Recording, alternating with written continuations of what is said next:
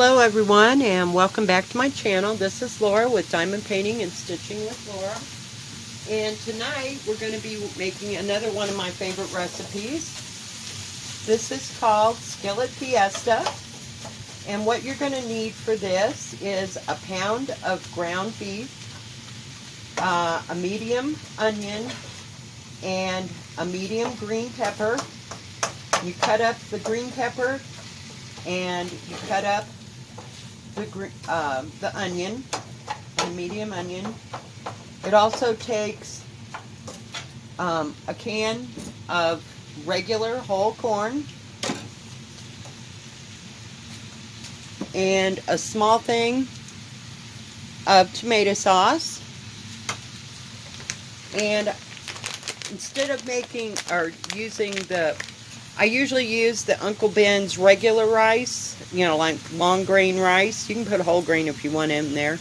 I just got the Spanish style because it's easier to fix. See, in where I live, we're in high altitude, and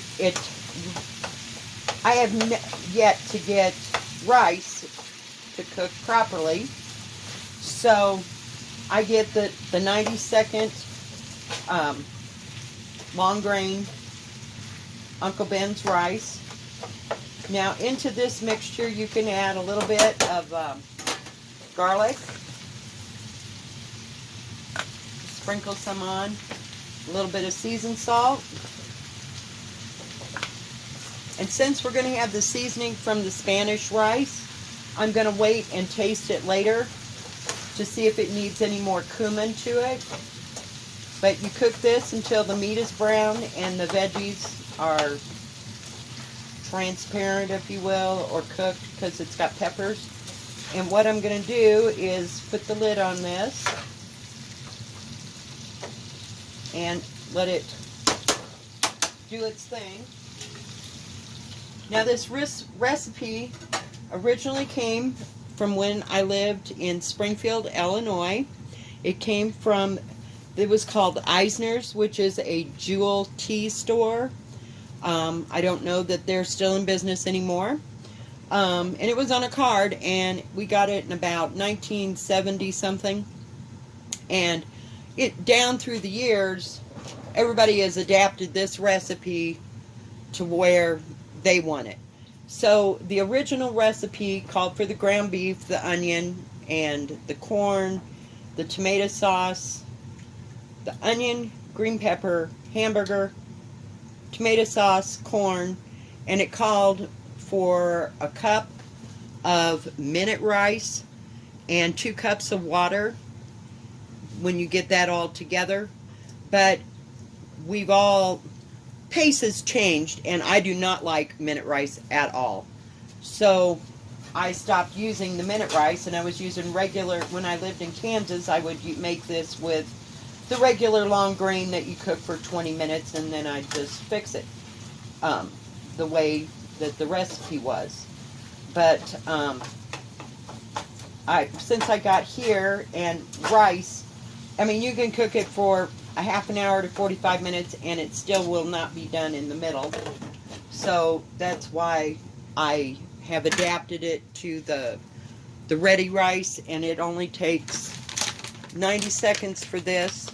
Now I'm going to put the tomato sauce, and then I'll add a little bit of water, you know, and let it simmer and simmer up with the sauce. I will have the recipe in the description, but and I'm not going to give you the one with the minute rice. I'm just going to give you the way I fix it, if that makes any kind of sense, hopefully. But it's really a fast meal. You know, if you don't want to, especially in the summer, if you don't want to spend all kinds of time, you know, behind the stove. And I adapted most of my recipes to cooking onto the top because I don't use my oven in the summer. Because this is such a small trailer that it just gets so very hot in here. And so I've learned to cook on the stove. And adapt my recipes. Now this recipe, once it's all put together, sorry, I didn't mean to kick the thing. You can put it into, you can leave the green pepper out and then stuff the entire recipe into green peppers and stick them in the oven and bake them with a little cheese on it if you like it. That's usually not the way I do it because I just don't like to eat that whole pepper thing. But you can use it in stuffed green peppers as the guts for stuffed green peppers. You want to drain your corn, of course, because you don't need that liquid on there.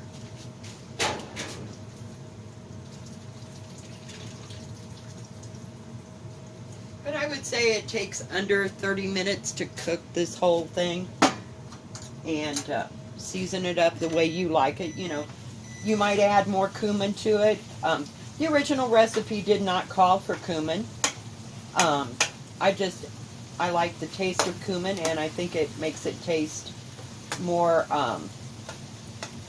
Mexicanish, if you will, when I do add cumin. Now, since I'm using the Spanish rice, know that some of that liquid is going to cause it to come, the seasoning on the Spanish rice to come in and, you know, soak in. We're going to put this all together, and then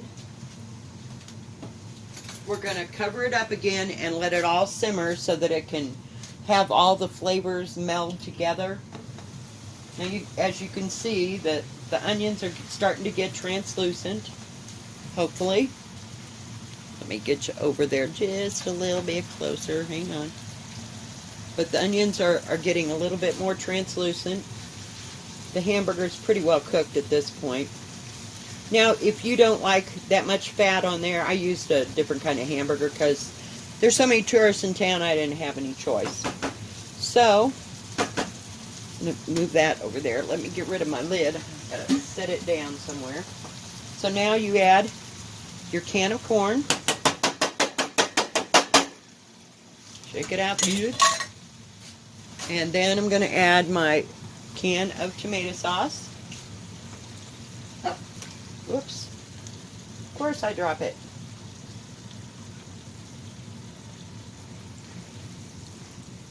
The tomato, you can put, if you like, a can of tomatoes into this. It's not an exacting recipe, so you can add to this, you know, whatever things you'd like. If you'd like to put green peppers into this, not green peppers, green chilies, I'm sorry, or jalapenos or something else to flavor it up, you just go for it because it's adaptable. The ingredients aren't exacting, and you can't screw it up, I guess is what.